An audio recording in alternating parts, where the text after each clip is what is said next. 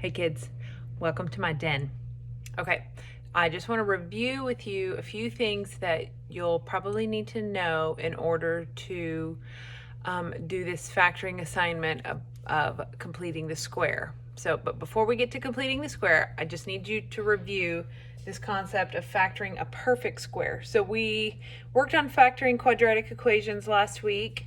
And remember, when it's x squared plus something x plus a whole number of plain coefficient, okay? And sometimes we run across these quadratic equations, these quadratic expressions that are perfect squares. And by perfect squares, what I mean is this guy on the end is a perfect square and this guy on this end is a perfect square, which, remember, how to factor a quadratic equation is when we look at the end and we say, what two factors of this number can add or subtract up to be this number? Well, my factors of 16 are 4 and 4 that could add up to be 8. So 4 times 4 is 16, 4 plus 4 is 8, which means, easy cheesy, I'm going to have x plus 4 and x plus 4.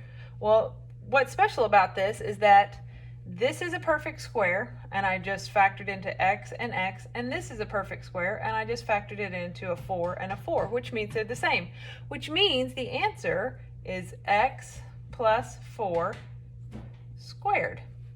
That's the answer, because I have two of those, x plus 4 times x plus 4. So let's do another example.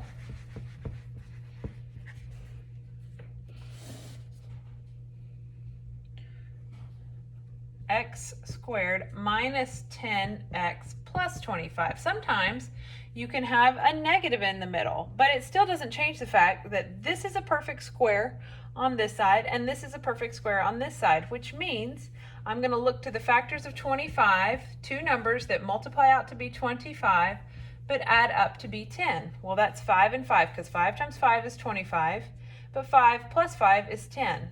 But we see that this 10 is negative, so that means both of these are going to have to be negative, because negative 5 times negative 5 gives me a positive 25, but negative 5 minus 5 gives me a negative 10. So it's going to be x minus 5 times x minus 5, which really results in x minus 5 squared. So that is just to remind you of factoring a perfect square, where I see a perfect square on the outside here, and I can factor them into the exact same things. Remember the twinsies we talked about in class? They're the twinsies. Okay. Hopefully this will help you when we get to the lesson for factoring by completing the square, because it's a little confusing, but if you can get this down, it makes your lesson a whole lot easier. Okay.